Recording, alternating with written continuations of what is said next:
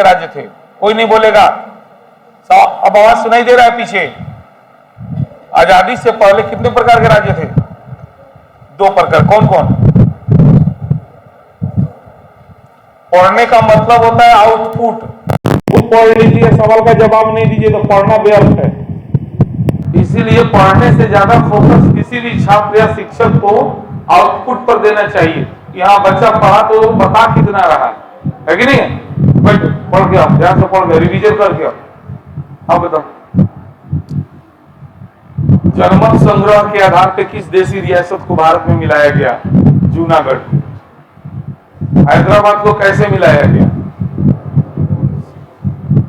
हैदराबाद को भारत सैन्य कार्रवाई, ऑपरेशन पोलो क्या है? आप बताओ। भारत का बिस्मार्क किसे कहते हैं?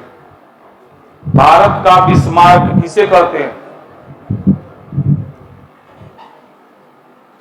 जल्दी बैठो, समझ में आ रहा है ना? नहीं पढ़ गई। किसे कहते हैं? यहाँ ना काम चलेला, यहाँ पढ़ाई के पढ़ेला, दुइयो को काम होला, या तो पढ़ाई होला ना तो ना होला। यदि ना वो दिन पढ़ाए। बैठ। हाँ, बताओ, सवाल का जवाब पीछे आगे से मतलब नहीं है, बहाना ना चलिए। भारत का बिस्मार्क किसे कहते हैं? आपने सरदार वल्लभ भाई पटेल को। बैठ। जेवीपी समिति में भी का मतलब क्या है? जेवीपी में भी का क्या मतलब है? आप लोग मने मने जवाब दीजिए, है ना? ये ऐसा नहीं केवल इनसे सवाल हो रहा है, ये सारे सवाल आपसे भी है। बस ठीक, आप बताइए जे का मतलब क्या है? जेवीपी में जे का ना पढ़ रहे हैं, कैसे हो? जवाहरलाल। तो जोर से बोली, झगड़ा करेगी तो मोहल्ला सुनी। बैठी। आप बताओ, फजल अली आयोग का गठन कब किया गया? फजल अली आयोग का गठन कब किया गया? हड़बड़ाओ नहीं, पढ़ के आइयो, आराम से कूल होके बताओ, लगभग भी बताओ। 1948 इसके धर का। बैठ, नहीं पढ़ के आइए। चलिए, पीछे से सबसे पीछे टोपी पहने हैं, खड़े हो जाइए। तो टोपी पहने सबसे पीछे इस लाइन। चलिए, नए छात्र हैं, पुराने हैं, आए थे कल? मैंने हमारा आवाज ना सुना था तो चिल्लाता रहा लोग। हाँ, अब निकला था। बताइए तो इसके धाराओं का गठन कब किया गया था? कौन महीना? Very good. फजल अली आयोग अपना रिपोर्ट कब दिया? फजल अली आयोग अपना रिपोर्ट कब दिया? बैठिए। आप पीछे खड़े हैं, इस लाइन में पीछे जो मुंह नीचे किए हैं, आप भी मुंह रखे हैं, खड़े हो, सबसे पीछे। हाँ बिल्कुल, नजर पीछे ही से शुरू होला। बोली। राज्य पुनर्गठन आयोग के नाम से किसको जाना जाता है? एसके धर आयोग, जेवीपी समिति, फजल अली आयोग। राज्य पुनर्गठन आयोग किसे कहा जाता है? पढ़ के आई, पीछे बैठी मत, आगे आके कोशिश करी बैठे के। ठीक बा? बैठी, अपने खड़ा हो। हाँ, राज्य पुनर्गठन आयोग किसे कहा जाता है? किस आयोग को? इसके धर आयोग को राज्य पुनर्गठन आयोग कहा जाता है। आपके बगल में बोला जाए, राज्य पुनर्गठन आयोग किसे कहा जाता है? बैठिए बैठिए बैठिए, टाइम खत्म। राज्य पुनर्गठन आयोग के नाम से किस आयोग को जाना जाता है? क्लास तो किए हैं, हमको याद है। हाँ, क्या बोले? जवाब दीजिए सवाल का। बैठिए। किसे कहा जाता है? देखिए, कंपटीशन का सीधा मतलब है, प्रतियोगिता का सीधा एक ही मतलब है होता है, जो आगे है वो विजेता है। वो कितना से आगे ये मायने नहीं रखता है। 100 सवाल में कोई अगर 5 बना दिया और बाकी 5 भी नहीं बना पाए तो 5 वाला विजेता हो गया, है कि नहीं? मुखिया के चुनाव हो रहा है ना, विजेता कौन है? जिसको सबसे ज्यादा वोट मिल रहा है वो विजेता हो गया। तो यही बात प्रतियोगिता परीक्षा में बहुत हद तक यह बात लागू होती है। तो प्रतियोगिता में आगे रहना होता है, और आप लोग क्लासे में पीछे हैं। अभी मोतिहारी का बात छोड़िए, मोतिहारी में के बाद बाहर निकलिए, पटना, इलाहाबाद, दिल्ली, इन सभी छात्रों को पछाड़ कर आगे निकलना है। कभी सोचिए तब न समझ में आएगा। ना तो सब पढ़ता सन, हम पढ़ता नहीं, तो वो पढ़ला से थोड़े फायदा है। आपको क्या चाहिए उसके लिए कितना प्रयासरत है, सिंपल बात है। जैसे हमने पिछले महीना, याद होगा, ठान लिया कि मुझे क्लासरूम चाहिए, लाइब्रेरी चाहिए, ये चाहिए। आज जी जान झोंक के, भले थोड़ा तबीयत नहीं खराब हो, ठीक है, फिर 5 दिन रेस्ट करेंगे, दवाई खाएंगे, ठीक हो जाएंगे। मेहनत किए, आज सामने रिजल्ट है कि नहीं है? फिर पढ़ाने का सोचे बुधवार को कि नहीं अब हम पढ़ाएंगे, लगातार पढ़ा रहे बेना। अब रोज मन में आता है कि नहीं आज बंद कर देते, अब तबीयत बहुत ज्यादा खराब हो गया। तो फिर सोचते एक दिन और अपने आप को तसल्ली दे करके, है ना, मर थोड़ी गए। तो यही चीज आपको अपने कार्य में लागू करना होगा, जिद्दी बनना होगा। जिद्दी ठान लिए हैं तो करना है। कौन करेगा? आपने की, आपका इच्छा है, आपको पूरा करना है ना, तो मेहनत तो आपको करना होगा ना। तो जिद्दी बनिए, ठानिए, मेहनत कीजिए। लोग तंग आ जाए आपके जिद्दीपन से, तंग आ जाए, इस तरह जिद्दी बनी। कोई करेंगे, हम तो करेंगे, ये मेरा प्रॉब्लम है, हमको करना है, आपको क्या फर्क है? अब पत्नी मेरी बोली बंद कर दीजिए, क्या इतना परेशान है, पूरा दर्द कर रहा है शरीर, माथा फट रहा है, स्पाइनल कॉर्ड में प्रॉब्लम है, थोड़ा बीपी भी बढ़ गया है, बंद कर दूंगा। नहीं, तुमको पढ़ाना है, तुमको पढ़ाना है तो जाओ बंद कर दो। पढ़ाना हमको है, हम पढ़ा सकते हैं। देखिए, ये बात इसलिए बताते हैं क्योंकि समस्याएं अनगिनत है। थोड़ा आप लोग से हम सीनियर जरूर हैं, तो हमको जो अनुभव होता है हम शेयर करते हैं। हर काम में छोटे से छोटा काम कीजिएगा ना तो समस्याएं आ जाती है और उस काम में बाधा डालती है। अब आपका दृढ़ संकल्प कितना मजबूत है, उसके हिसाब से आपका काम हो जाएगा।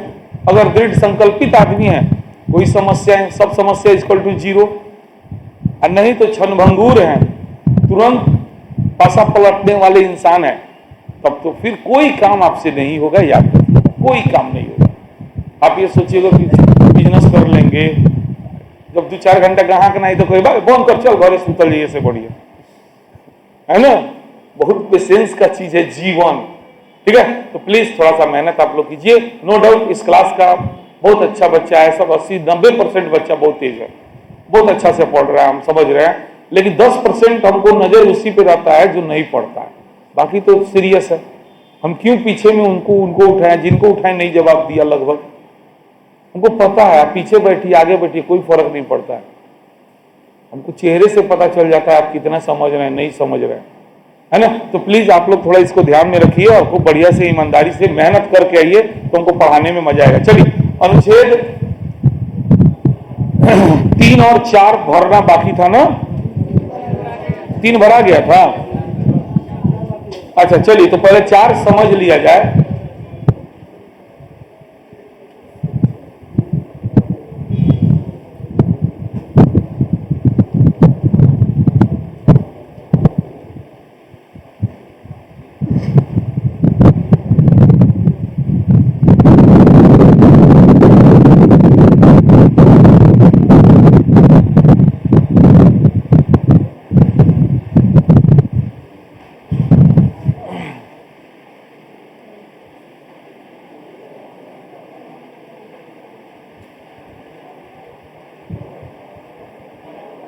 चलिए शांत हो जाइए, सब लोग ध्यान से देखिए, बोर्ड पे देखिए, नोट्स है आपके पास। अच्छा हाँ, ये भरना थोड़ा बाकी रह गया था, हाँ इसको भर लीजिए पहले, सही याद आ गया, भरिएगा। थोड़ा सा बाकी रह गया था। राज्य पेज नंबर 49, पेज नंबर 49 थोड़ा बाकी रह गया है, ये वाला राज्य के पुनर्गठन के लिए विभिन्न समितियां, यानी समझा चुके थे, थोड़ा तथ्य जो है बचा हुआ था उसको भर लिया जाए। राज्य के पुनर्गठन के लिए विभिन्न समितियां, सबसे पहला है एसके धर आयोग। आप जानते नहीं है इसका गठन कब हुआ था? तो यहां भरिए ना, जून 1948, जून 1948 में संविधान सभा के अध्यक्ष डॉक्टर राजेंद्र प्रसाद ने इलाहाबाद उच्च न्यायालय के अवकाश प्राप्त न्यायाधीश की अध्यक्षता में कितने सदस्यीय? 4 सदस्यीय भाषाई प्रांत आयोग का गठन किया। इस आयोग ने अपनी रिपोर्ट 10 दिसंबर 1948 10 दिसंबर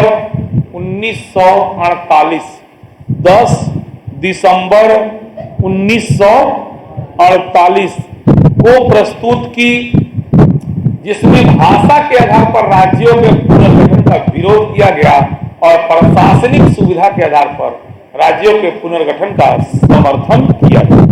चलिए अगला है जेवीपी समिति। जेवीपी समिति कांग्रेस कार्यकारिणी समिति द्वारा दिसंबर 1948 में एक अन्य भाषाई प्रांत आयोग का गठन किया गया। अब इसमें कौन कौन थे? छोटा छोटा लिखिएगा, जवाहरलाल नेहरू,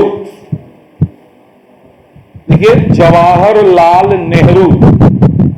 वी फॉर वल्लभ भाई पटेल, वल्लभ संयुक्त भ, वल्लभ भाई पटेल, वल्लभ भाई पटेल। और पट्टाभी संयुक्त भी सीतारमैया होता है, सीताराम अपर मैया, पट्टाभी सीतारमैया है ना, शामिल थे। जवाहरलाल नेहरू, वल्लभ भाई पटेल और पट्टाभी सीतारमैया।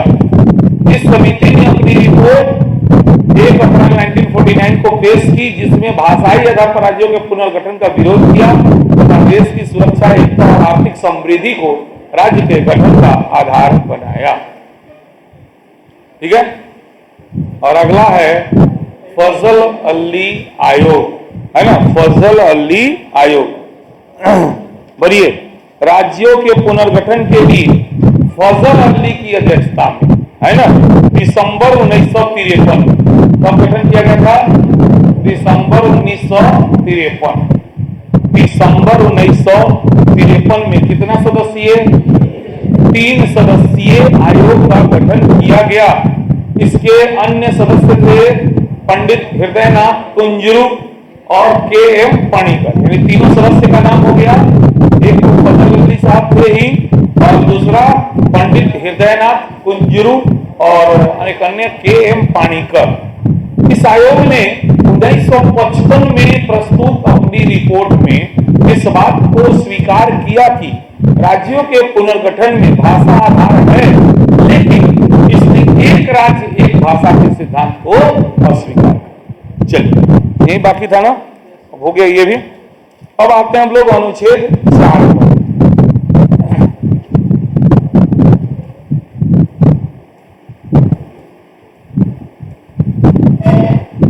अनुच्छेद 4 पढ़ने से पहले आपको अनुच्छेद 2 और 3 बढ़िया से समझ में आना चाहिए। तो जैसा कि कल आप लोग इतना समझ गए कि अनुच्छेद 2 का संबंध वैसे क्षेत्र से है जो भारत का हिस्सा नहीं है, उसको यदि भारत में शामिल करना है तो अनुच्छेद 2 का प्रयोग करते हैं। और 3 कहता है जो भारत के अंदर है उसके सीमा में नाम में कोई भी प्रकार का छेड़छाड़ करना है। 4 कहता है कि 2 और 3 वाला काम करने के लिए अनुच्छेद 2 माने किसी जो भारत का हिस्सा नहीं है उसको भारत में शामिल करना है, या 3 जो भारत का हिस्सा है उसके नाम सीमा में परिवर्तन करना है। उस काम को करने के लिए यानी अनुच्छेद 2 और 3 का व्यवहारिक रूप से प्रयोग करने के लिए अनुच्छेद 368 की कोई जरूरत नहीं। अनुच्छेद 368 का मतलब संविधान संशोधन, शुरू से चिल्ला रहे हैं, इसको दिमाग में भर लीजिए। इन बस सोचिए कहां पढ़े हैं, आपके दिमाग में है। संविधान संशोधन किस अनुच्छेद में है?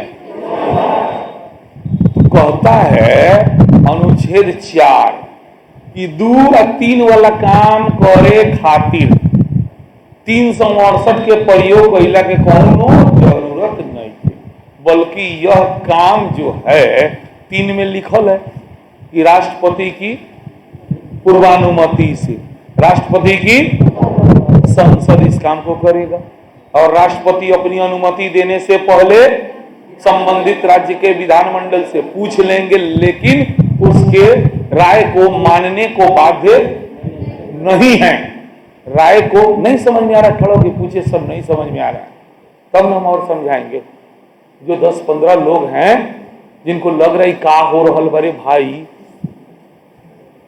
तो वैसे लोग पर भी मेरा फोकस है। प्लीज आप सीखने का पहले आप प्रयास कीजिए ना, है ना, तो प्लीज ध्यान दीजिएगा। अनुच्छेद 2 और 3 का काम करने के लिए 368 की जरूरत नहीं है। ये बात कितने लोग को नहीं समझ में आए। गुरु के डांट से, फटकार से, मार से डरना नहीं चाहिए, बल्कि खुश होना चाहिए कि हम सौभाग्यशाली हैं कि हम पर गुरु जी का नजर है। कैसे जब किसी से प्यार करते हो और उसको जाके आप कुछ बोलिए और एक तबड़ाक दे दे तो भी प्यार करने वाला पता है क्या कहता है? अरे उसने मुझे मारा थोड़ी, उसने तो मुझे छू दिया। फिल्म का नाम क्या यही प्यार है, देखिएगा जरूर, है ना। अमीषा पटेल वाला नहीं देखे हैं? देखना चाहिए ना, प्यार का क्या मतलब होता है, किस गहराई तक प्यार करता है तू, है ना। मैंने हुआ तो पाक से मार दी तो दोस्तों अगर आप भूत उतर गलो तो और अब बुझा गलो कितना प्यार करे लो तो कहते रे बुढ़बो, उसने पहली बार मेरे गाल को छुआ है। बस समर्पण तो होना चाहिए, आप समर्पित हैं, उसका हर काम आपको पॉजिटिव नजर आ रहा है। पलट के देखी तो प्यार करती है और नहीं पलट के देखी तो प्यार करती है, बताना नहीं चाहती है। पॉजिटिव, इसको बोलते हैं ओवर पॉजिटिव थिंकर है आप, है ना।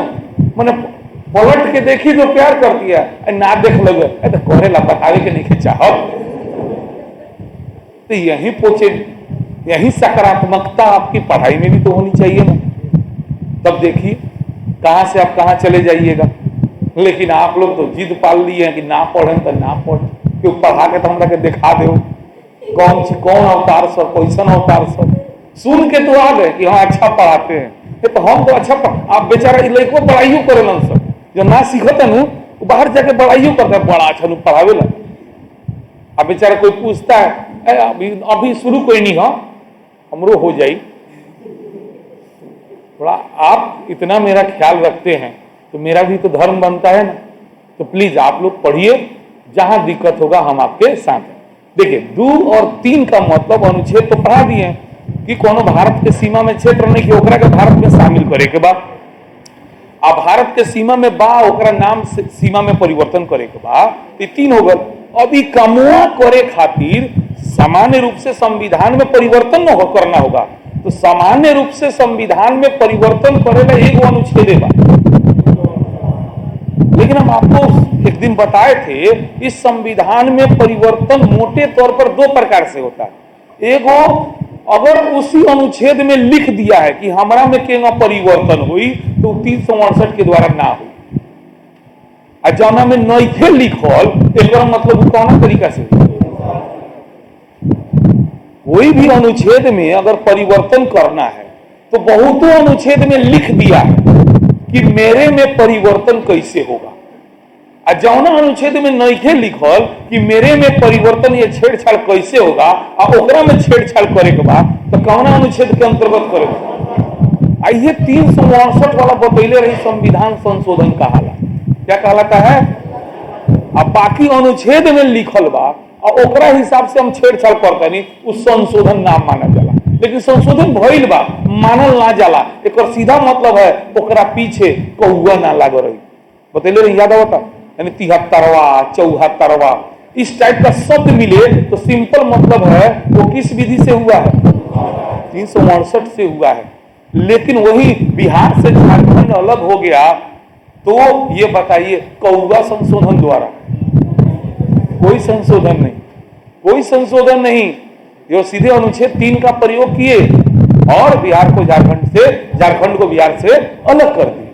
उसके लिए संशोधन 362 की प्रक्रिया अपनाने की जरूरत नहीं है।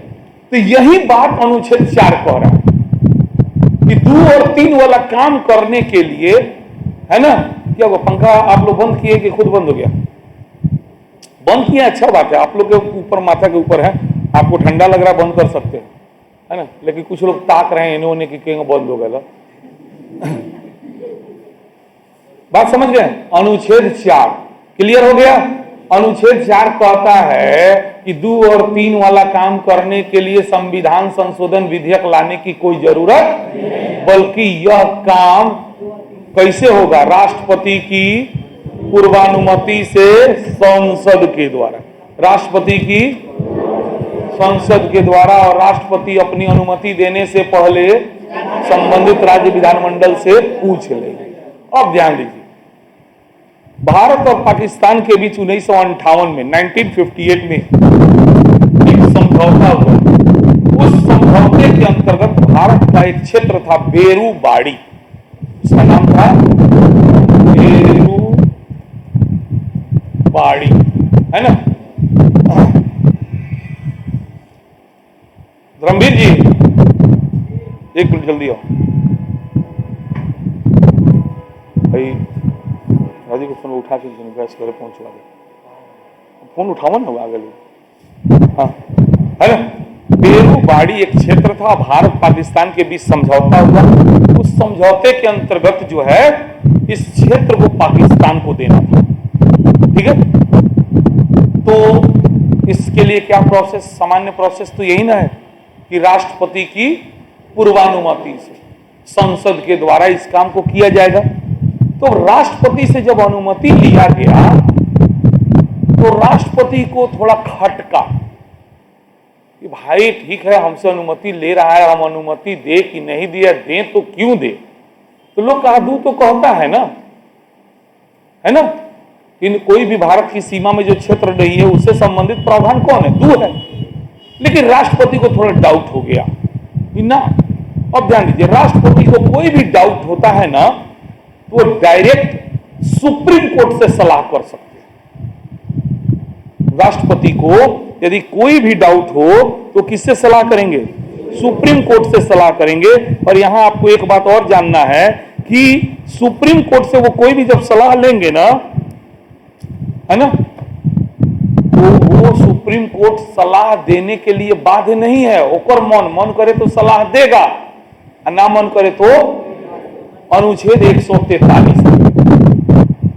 राष्ट्रपति को जब भी लगे किसी मुद्दे पर हमको कुछ सलाह, क्योंकि राष्ट्रपति में सारा शक्ति है, ओवरऑल याद रखिएगा, नामे के सही लेकिन शक्ति सब केकरा में बा। तो राष्ट्रपति को यह भी शक्ति दिया गया कि यदि आपको किसी विषय पर कोई कंफ्यूजन हो रहा है और आप चाहते हैं कि हम सलाह विचार करें, तो भारत का सबसे बड़ा बुद्धिमान संस्था कौन है? सर्वोच्च न्यायालय।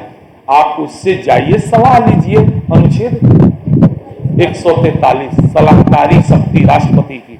किससे सलाह लेंगे? अब सुनिए, हर मुद्दा पर सलाह लेंगे, हर मुद्दा पर सलाह लेंगे ना, जब उनका जरूरत समझ में आवे, जब उनका मन करे, जब उनका समझ में आवे कि ना ये मुद्दा पर हमारा सलाह लेवे के चाहिए तो लिगा।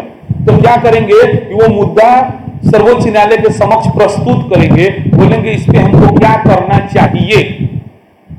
लेकिन यहां आपको सेकेंड स्टेज ध्यान देना है, सुप्रीम कोर्ट मन करे तो सलाह देगा, ना मन करे तो ना देगा। वो भी स्वतंत्र है, कोई बाध्य नहीं है कि ना राष्ट्रपति पूछ ले मान तो जवाब दे वहीं के बाद, नहीं, उसको मन होगा तो जवाब देगा। तो ध्यान से सुनिए, यही सब अनुच्छेद। देखिए, सरल भाषा में बताते हैं ना तो कुछ लोग को लगता है छोट बात है, छोट बात ना, बहुत बड़ बात बा। रोज में पीएचडी होल्डर बैठल हुई लोग जाकर पूछेंगे सलाहकारी शक्ति का, अतनी बारीकी से पूछ दे हम छितरा जाइए लोग।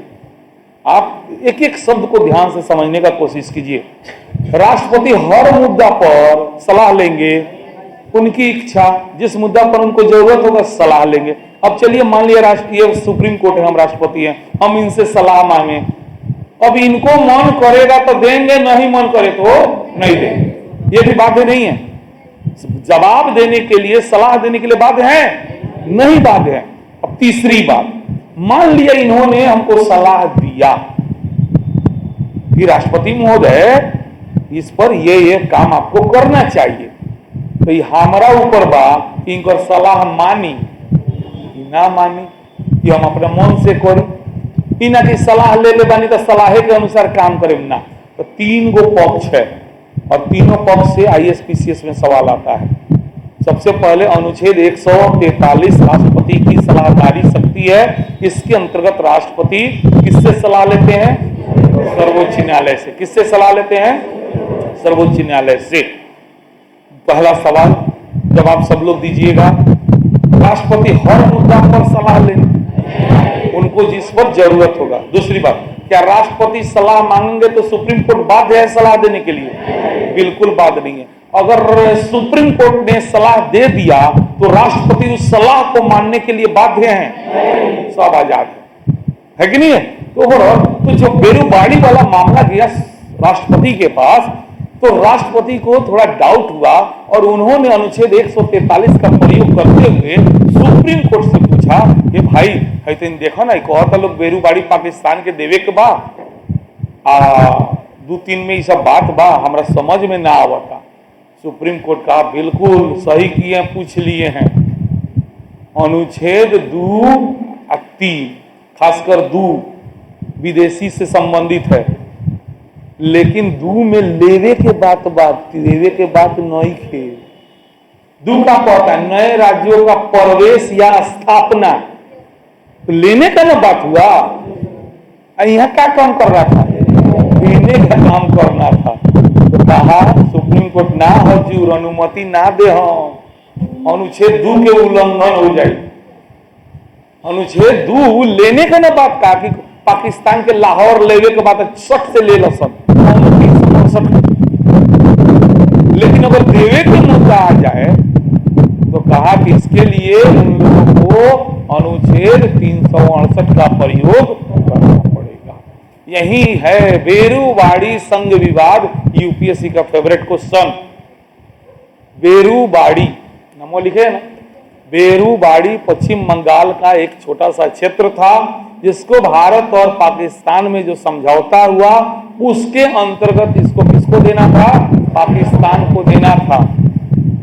तो जब इसको देने के लिए राष्ट्रपति से पूर्वानुमति मांगा गया ना, तो राष्ट्रपति ने इस मुद्दा को किसको सौंप दिया? सुप्रीम कोर्ट को। और सुप्रीम कोर्ट ने क्लियर कहा कि अनुच्छेद 2 किसी भी विदेशी विभाग को लेने का शक्ति देता है, देने का शक्ति नहीं देता है। अर्थात आप देना चाहते हैं बिल्कुल दे सकते हैं, लेकिन उसके लिए आपको किसका प्रयोग करना होगा? 368 का प्रयोग करना होगा। तब जाकर के फिर संसद ने ये 9वां संविधान संशोधन विधेयक को पास किया। 9वां संशोधन करना पड़ेगा ना, बेरुबाड़ी देना है तो संशोधन करना पड़ेगा ना। 368 का मतलब क्या? संशोधन। तो 9वां संशोधन किया, तब जाके बेरुबाड़ी को पाकिस्तान को दिया गया। यानी किस संशोधन के द्वारा बेरुबाड़ी को पाकिस्तान को दिया गया? 9वां संविधान संशोधन के द्वारा पाकिस्तान को दे दिया गया। मामला तब जाके क्लियर हो गया। अब आपको समझ में आ गया होगा कि यदि आज के डेट में भी कोई भारतीय भूभाग किसी विदेशी को देना हो, जैसे हाल ही फिलहाल में 2-3 साल पहले मोदी जी ने बांग्लादेश के साथ एक समझौता किया और बांग्लादेश के कुछ क्षेत्र को भारत में शामिल किया गया और कुछ क्षेत्र को बांग्लादेश को दिया गया। ठीक है, तो लेना था तो कोई संशोधन नहीं और देना था तो हुआ संशोधन हुआ था। 368 का प्रयोग किया गया और 9वां बांग्लादेश अभियान पे हम खुद भूल रहे हैं 100 या 101, यही 2 में से एक होगा। बांग्लादेश को भी हाल ही फिलहाल में दिया गया है क्षेत्र, तो उसके लिए संशोधन करना पड़ा, 368 का प्रयोग करना पड़ा। तो 368 के प्रयोग के द्वारा कौवा संशोधन था, तो हम मिस कर रहे हैं 100 या 101वां संशोधन करके उसको बांग्लादेश को दे दिया गया। ठीक है, तो ये सब भी चीज जब आपको मिलेगा तो आप समझ जाइएगा कि बांग्लादेश को देना था तो उसके लिए संशोधन किया गया होगा, उसके पीछे कौआ लागल होगा। सिंपल बात हम बताएं, बात समझ आ गया ना। तो ओवरऑल एक बार फिर से इसको रिवाइज करते हैं। सबसे पहले अनुच्छेद 4 कहता है, गैस पर लगा दिया अपना से जाकर, गैस पर जाकर लगा दो।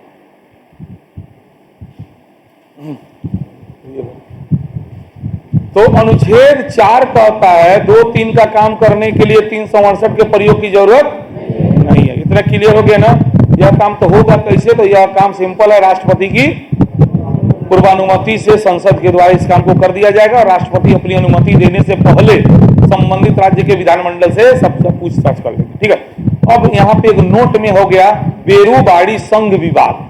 तो यह क्या है समझ में आया। 1958 में भारत और पाकिस्तान के बीच एक समझौता हुआ।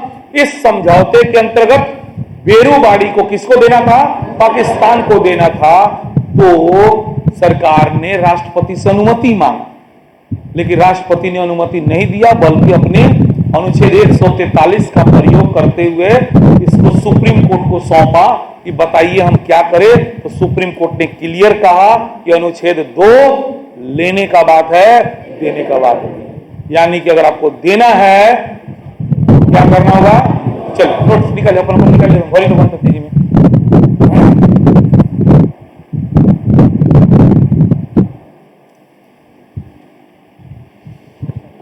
हाँ 1070 गैस की दलो मोदी जी के वोट दो। इस अनुच्छेद के अनुसार नए राज्यों के गठन या प्रवेश के लिए संविधान संशोधन की कोई जरूरत नहीं है। क्या भरिएगा, संविधान संशोधन, आप ब्रैकेट में, हाँ वेरी गुड, सब लोग समझ रहे हैं। इसके अनुसार नए राज्यों के गठन या प्रवेश के लिए किस चीज का जरूरत नहीं है, संविधान संशोधन की कोई जरूरत नहीं है, बल्कि साधारण बहुमत से ही इस कार्य को संपन्न किया जा सकता है। इस कार्य को निम्नलिखित प्रक्रिया के द्वारा पूरा किया जाता है। तो ये सब जानते हैं आप लोग। किसी नए राज्य के निर्माण या वर्तमान राज्य की सीमाओं में परिवर्तन के लिए कोई भी विधेयक बिना राष्ट्रपति के सिफारिश के संसद में प्रस्तुत नहीं किया जाएगा। सबसे पहले राष्ट्रपति का पूर्वानुमति जरूरी है। दूसरा, यदि विधेयक द्वारा किसी राज्य के क्षेत्र, सीमा या नाम में परिवर्तन प्रस्तावित है तो राष्ट्रपति उक्त राज्य के विधानमंडल को विधेयक विचारार्थ भेजेंगे। विधानमंडल को राष्ट्रपति द्वारा निर्धारित समय के अंदर अपने विचारों को व्यक्त करते हुए विधेयक को वापस कर देना होता है। राष्ट्रपति या संसद राज्य विधानमंडल के विचार को मानने या उसके अनुसार काम करने के लिए बाध्य नहीं है। सब समझा दिए हम, ध्यान से खाली चलिए। अब आइए बेरूबाड़ी संघ क्षेत्र विवाद। ठीक है, बेरूबाड़ी संघ क्षेत्र विवाद, ये भी आपको समझा दिया, फिर से एक बार हो जाए। चलिए भरिए तो कौना वॉरिस, हाँ वर्ष 1958 ये सब पढ़िए। कोई बढ़िया लड़का मिले, आपको लगे कि बड़ा तेज बा, ओकरा संग बैठ के तनी डिस्कशन कीजिए, है ना, तब देखिए आपको और आनंद आएगा। कहीं से वो दिल्ली में पढ़ा हो, लंदन में पढ़ा हो, अगर ये पढ़ा है, आपका सिलेबस जानता है, डरिए मत, ये मत सोचिए मोतिहारी के हैं भाई, कुछ हो ना, आप एक बार डिस्कशन तो कीजिए, है ना। कहीं कोई कमी लगे, आके मिलिए कि नहीं सर हमको ये चीज नहीं समझ में आया, हम ये सवाल का जवाब नहीं दे पाए, तब ना हमको अच्छा लगेगा, चलो भाई आप मेहनत तो कर रहे हैं। ठीक है, तो वर्ष 1958 में भारत पाक सीमा विवाद के दौरान, पाक के मने पाकिस्तान, सीमा विवाद के दौरान बेरूबाड़ी संघ यानी जो पश्चिम बंगाल में था को भारत द्वारा किसको देना था, पाकिस्तान को। उच्चतम न्यायालय ने स्पष्ट रूप से कहा कि संविधान का अनुच्छेद 3 किसी भी भारतीय भूभाग को विदेशियों को सौंपने की इजाजत नहीं देती है। अर्थात संसद जो है ना, साधारण विधि से इस समझौते को लागू नहीं कर सकती है। तथा इस, सुनिए ना, 3 सही है। अरे तूड़ फाड़ जो होला वो कौन अनुच्छेद में बा, 3 में बा, तो आप इसमें 2 या 3 दोनों प्रयोग कर सकते हैं। ये गलत नहीं है, क्योंकि दू तो क्लियर लिख दिया है नए राज्य का प्रवेश, 3 में तोड़ फाड़ के बात बात, तो ऐसे 3 भी सही है और 2 भी सही है। ठीक है, मैंने 2 और 3 किसी का प्रयोग किसी माध्यम से दे तो नहीं सकते हैं विदेशी को। अनुच्छेद 2 भी नहीं कहता है देने के लिए और 3 भी नहीं कहता है विदेशी को देने के लिए। 3 कहता है अपने अंदर में तोड़ फाड़ कर लो, है ना। 3 कहता है बिहार राज्य का मान लिया पूर्णिया जिला है, अगर उसको बंगाल को देना है दे दीजिए, कोई 368 की जरूरत नहीं है, क्योंकि बंगाल भी भारत का हिस्सा है। मान लिया थोड़े देर के लिए कल सरकार प्लान करे कि हम पूर्णिया को हम पश्चिम बंगाल में शामिल कर दें, तो इसके लिए 368 का प्रयोग जरूरी होगा? बिल्कुल नहीं होगा। सीमा में परिवर्तन कहलाएगा। ये क्या कहलाएगा? सीमा में। इसलिए 3 भी सही है, 2 भी। 2 या 3 विदेशी को नहीं देना है ना। तो तथा इसके लिए अब क्या करना होगा? अनुच्छेद 368 के अधीन संविधान संशोधन की आवश्यकता है। इस प्रकार संसद द्वारा कौवा संशोधन 9वां भरिए 9वां संशोधन है ना 1960 1960 9वां संशोधन 1960 पारित किया गया, जिसके अंतर्गत बेलूबाड़ी संघ क्षेत्र को किसको दे दिया गया? पाकिस्तान को। चलिए, अच्छा बांग्लादेश वाला कांड तो लिखिए दिए वहां पर, जो बांग्लादेश वाली कहानी समझाए ना अभी हाल ही फिलहाल में, 100 हाँ लिखिएगा 100वां संशोधन, एकदम करेंट है। 100वां संशोधन 2015 है ना। अब कोई भी चीज देना होगा तो उसके लिए क्या करना होगा? विदेशी को देना होगा तो संशोधन, और वो संशोधन का नंबर VVI अभी लेटेस्ट जो सबसे लास्ट में दिया गया है बांग्लादेश को, उसके लिए संसद ने कौवा संशोधन किया। 100वां संशोधन द्वारा भारत के कुछ भूभाग पर बांग्लादेश तथा बांग्लादेश के कुछ भूभाग भारत का स्वीकार कर लिया 2015।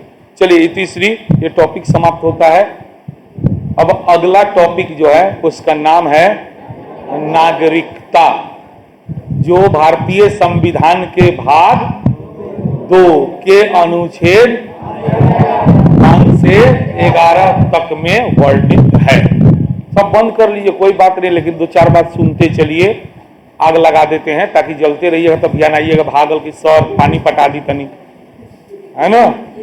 नागरिकता, सबसे पहले सवाल मेरा यही है, आप ही बताइए आप भारत की नागरिक हैं या नहीं है? शांति, इनसे पूछ रहे हैं, आप भारत की नागरिक हैं कि नहीं है?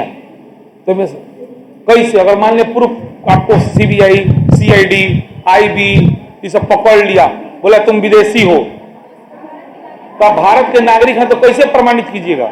शांति, क्या हुआ? नहीं सुनाई दे रहेगा? भारत के नागरिक हैं तो कैसे प्रमाणित कीजिएगा? क्या हुआ जी? नहीं बिल्कुल, आप आधार कार्ड दिखाइएगा, वोटर कार्ड दिखाइएगा, और है ना। अब ध्यान दीजिए, थोड़ा सुनिए, बहुत इंटरेस्टेड टॉपिक है, लेकिन दुनिया की नजर में बहुत बाहियात टॉपिक है। लेकिन कितना बाहियात, क्या बोली सनीसा फट जाओ। आप भारत के नागरिक हैं, यानी कि यहां सवाल से सवाल का जन्म हो गया कि भारत में औरों कौन एक मतलब रहेला। आप अच्छे हैं यह कहना इसलिए पड़ता है कि दुनिया में बुरे लोग भी हैं, सीधा बात है। अगर बुरे लोग नहीं होते तो अच्छा शब्द आता ही नहीं, आता क्या? तो जब नागरिकता का बात हो रहा है ना, तो इसका मतलब भारत में गैर नागरिक लोग भी है, और उसी से अंतर करने के लिए नागरिकता का प्रावधान है। अगर भारत में खाली भारतीय के लोग रही तो नागरिकता के जरूरतें काहेला पड़ी? हम सब लोग हैं, लेकिन चूंकि भारत में भारत के बाहर के लोग भी है, जिसका भारत के बहुत काम पर बहुत पद पर अधिकार नहीं है, है ना, नागरिकता just like a family member. आपको अपने परिवार के बारे में सोचना है कि आप जिस प्रकार अपने परिवार के सदस्य हैं, लेकिन आपके परिवार में कभी कभी ऐसा भी होता है कि आपका ममेरा, फुफेरा, चचेरा, पतेड़ा, पटेड़ा कोनो भाई आके रहता है और लंबा टाइम रहता है, आपके घर का अनो दाना खाता है कि नहीं है? वो सब काम करता है, लेकिन इसके बावजूद भी वो आपका ब्लड रिलेशन तो नहीं ना, खून का एक ही परिवार का सदस्य तो नहीं हो गया, वो रिश्तेदार हो गया। क्या हो गया? रिश्तेदार हो गया। तो सवाल यहां है कि आखिर नागरिकता लाया क्यों गया? तो लाया गया सबसे पहला जवाब पहचानने के लिए कि भाई भारत, अब मान लिया गया आपके परिवार में कोई दुखद घटना हो तो ये बताइए तकलीफ आपको ज्यादा होगा कि आपके ममेरा फुफेरा भाई को ज्यादा होगा? तुलनात्मक रूप में आपको ज्यादा होगा। अब ये नहीं करें बेचारे उसको नहीं होगा, थोड़ा देर के लिए तो होगा, लेकिन ज्यादा तकलीफ किसको होगा? हमें होगा। ये मेरे परिवार से रिलेटेड समस्या है। आप ध्यान दीजिएगा कि भारत के ऊपर कोई मुसीबत आए और यहां पर कोई ब्रिटेन का आदमी हो तो उसको क्या फर्क पड़ेगा? वो भाग जाएगा ब्रिटेन। आपका ममेरा भैया बा अच्छा दिन बात है, बा बा जहां देखिए गड़बड़ाता तो भाग जी अपने घरे अपन भोगत रहो लोग। तो जब बुरे दिन में परिवार के लोग काम आए तो अच्छे दिन में भी उन्हीं को ना हम सपोर्ट करेंगे। यही सपोर्ट करने के लिए नागरिकता की जरूरत है। बहुत इंपॉर्टेंट क्लास है, कल आइए, कल आगे बताते हैं।